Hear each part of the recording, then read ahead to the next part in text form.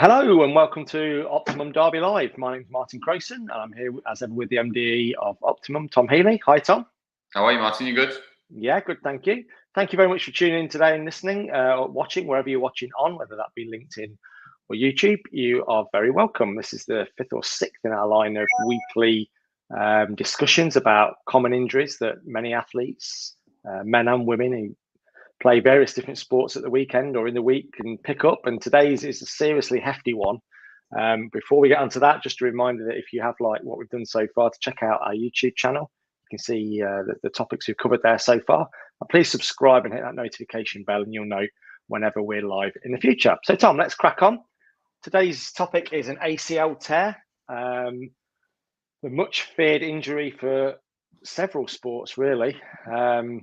An injury that leads to many months on the sideline and some complicated reconstruction and a very long rehab program. So before we get on to the main part of today's discussion, which is whether you think about using a hamstring or a patella graft for the ACL repair, just explain to people what the ACL is and how easily it gets torn first.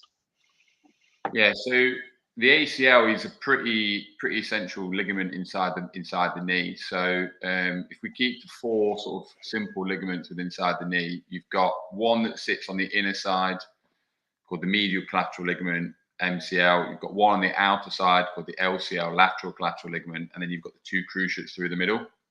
The two cruciates through the middle, you've got your anterior and your posterior cruciate.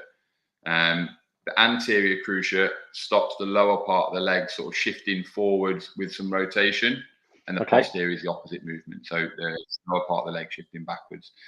So essentially, they're there to provide some stability when the joint goes through a deep range of movement or an excessive range of movement. I mean, yes, obviously ligaments rupture and ligaments tear, and ultimately we won't want to get into a position where that starts to happen. So muscular strength is really important and really key. But at times, obviously, there's points where you get into positions where you can't help it and things go beyond your control and end up, unfortunately, tearing or really badly stretching the ligament itself. Yeah. Why is this such a bad injury for people to get?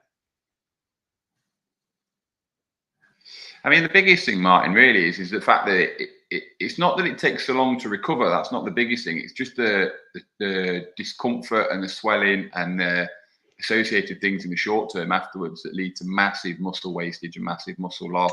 Obviously, there's times when you can't wait there for a long period.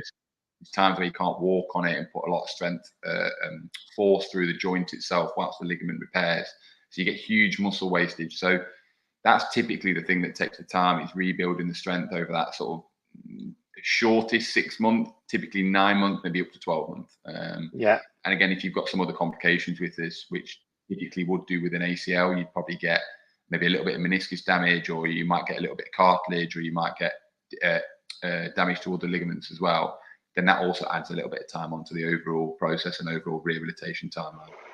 And like you just mentioned there, it's one of the more painful ones, isn't it? One of my friends has just gone through an ACL repair and sat on his sofa with his leg up in an ice pack basically around his knee for 2 or 3 weeks. And it's the sort of thing you just don't do with most other injuries. No. That initial stage straight after surgery just it feels like it goes on forever, and it takes time for it to settle, takes time for the joint to become a bit more comfortable to move and put any sort of weight or do anything with.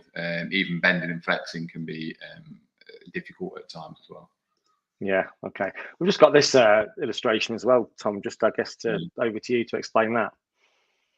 Yeah, so this simple picture is almost just a mechanism of how it tends to happen. So with your foot planted, so that's the left foot planted, you'll almost have an internal rotation of the upper part of the body and then an external rotation of the lower part of the body. So it may be something like a change of direction or a sharp movement. So in team sports, it could be the ball just moving in one direction and going the other way to where your weight is already going.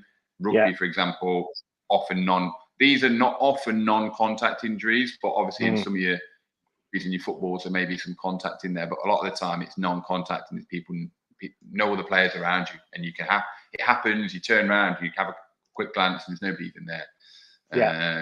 I watch a lot of American football, Tom, as well, and there's those injuries always seem to happen where somebody is just in open play and the foot gets caught in artificial turf. and because of their their range of movement changes so often in sports like the NFL, there's a lot of ACLs in that sport as well. Absolutely. Those sort of evading, where they're trying to evade other people and trying to stop getting tackled or move away from an opponent, that sharp, quick change of direction and planting your foot can be the thing that, like you said there, you get caught in the turf, you get caught in the grass, or you don't. Like in basketball, sometimes it's almost, the shoes are almost too grippy. Sounds strange, but almost too I know what you mean. A little bit stuck, and then you try and twist, and then you just get stuck. And then you'll know straight away. You'll almost know straight away. Okay, so for the purpose of today's chat, we've torn our ACL. The discussion of a patella or a hamstring graft to repair it, it's a technical decision, and it's over to you to explain the pros and cons of that. Why do you need to make this decision?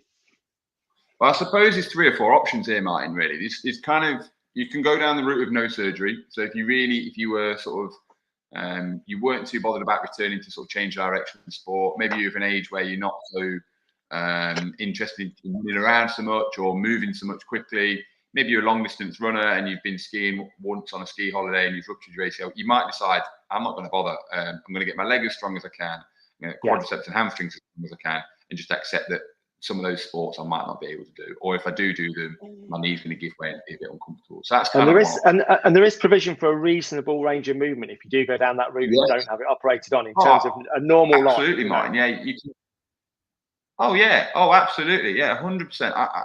I've known players. In fact, there was an Olympic skier a few years ago, a snowboarder who we worked with a few years ago, who didn't have his ACL and went to the Olympics and competed to a very high level with no ACL. So it is doable. And in his case, time wasn't on his side. So I can't remember what the time frames were. He had like 4 months till to the Olympics, blew his ACL, and then whatever case the scenario was to repair it was never going to get him in there in time. So it was a matter of, let's just not bother, get it all sorted, and then operate after. So it is more than doable. Obviously, there will be limitations and things that you will struggle with, but it's possible. And then you've got a patella or a hamstring graft. They're the 2 main grafts that get used. The patella is at the front of the knee. So the patella bone, the kneecap more commonly known. Just beneath that, you've got your patella tendon, and that runs basically from the bottom of the kneecap down to the lower part of the leg. And they'll take a strand of that and often take a little bit of bone off the kneecap and a little bit of bone off the tibia, the lower part of the leg. Take a little strand out of there. Take 2 holes into where the ACL should be. Remove the old graft and then plug that back in. And that tends to heal quite well and quite quickly because you've got a bone-to-bone healing. So you've got a bone at one end and a bone at the other end, which you've taken off the patella and the top of the tibia. So they tend to recover pretty well. And then it's just a matter of the ligament, the tendon inside becoming used to the new ranges and the new extra positions that it needs to be put through. But that bone-to-bone heals well. The other option is you've got a hamstring graft.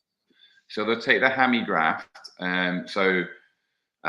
piece from your hamstring, and then do exactly the same thing. And sometimes depends on what surgeon you see. They've all got slightly different ways of doing it. It might be halved and then halved again, so it makes the same length as your ACL.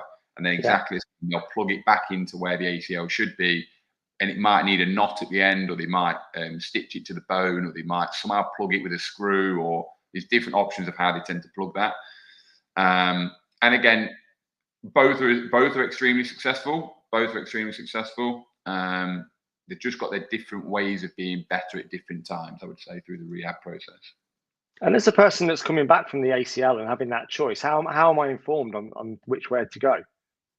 I think this is a decision you can make once you've maybe had an MRI and you've had it confirmed that you've had an ACL rupture. This is a decision that you can start to make.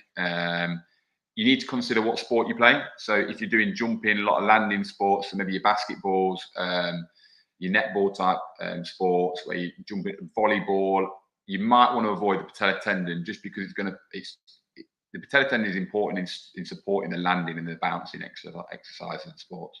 So you might want to avoid the patella tendon and you might go down the hamstring route.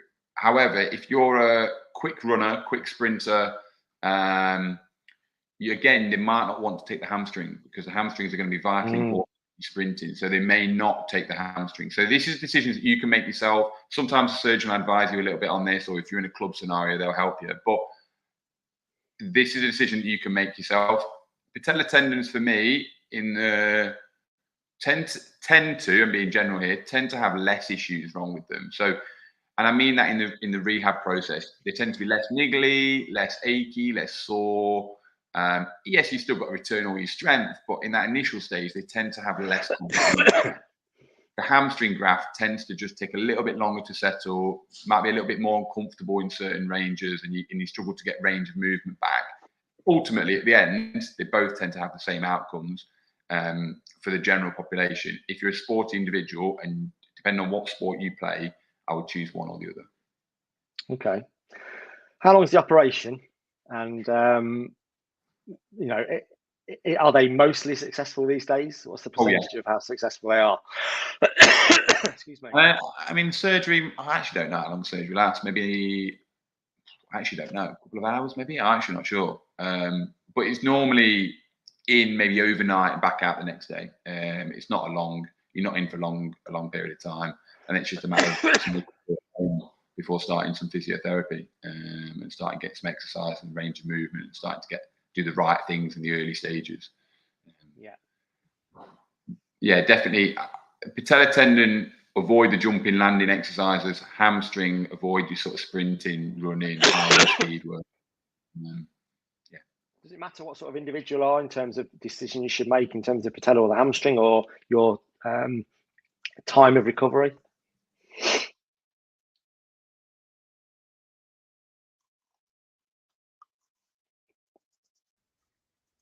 Tom, still there?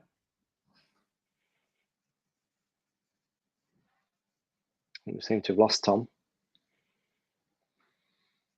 Sorry, mate. You're going to have to say it again. I lost you and the connection just dropped out a little bit. Sorry, say that again, Martin. I was going to say, does it depend on the individual in their natural build or their muscular setup on what decision they make, patella or hamstring, and also in how long that they might take to recover from that?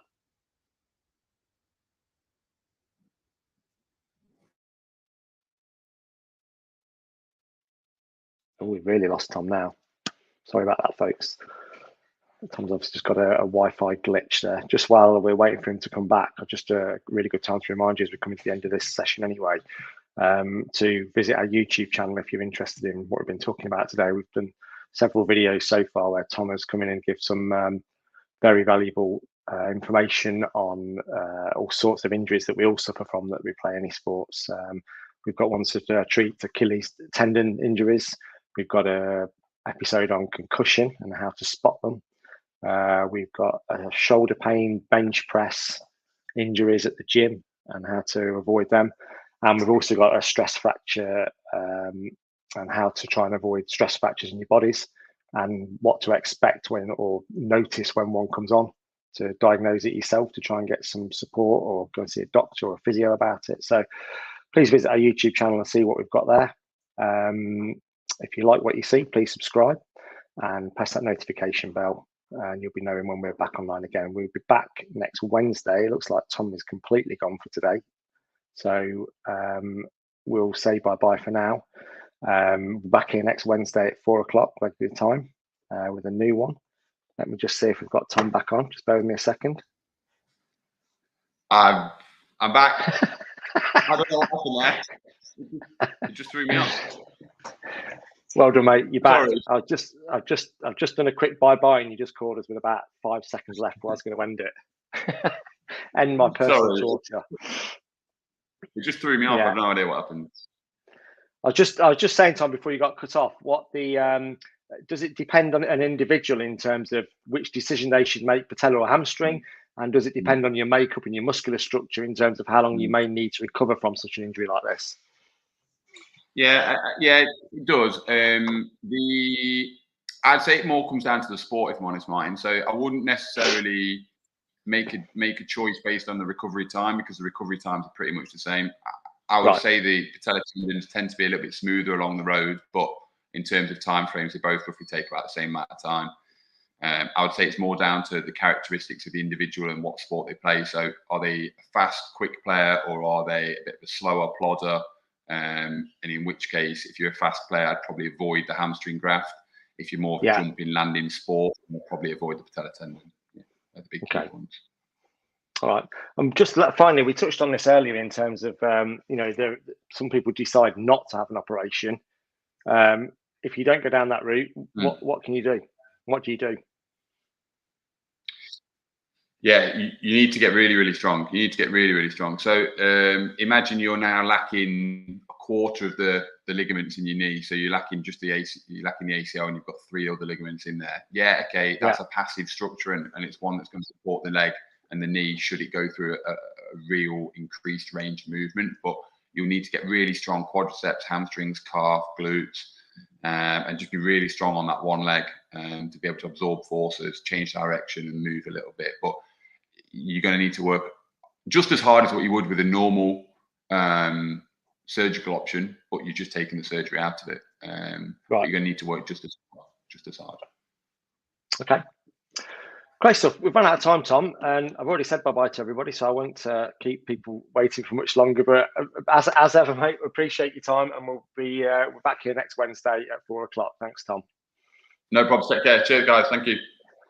Thanks, folks, for joining us. If you've got any questions, please leave them in the comments box below, and Tom will endeavour to answer them as soon as he can. But in the meantime, just a reminder to subscribe on YouTube, and we look forward to seeing you on YouTube or LinkedIn this time next week. Thank you very much for joining us, and we'll catch you soon here on Optimum Derby Live. Goodbye.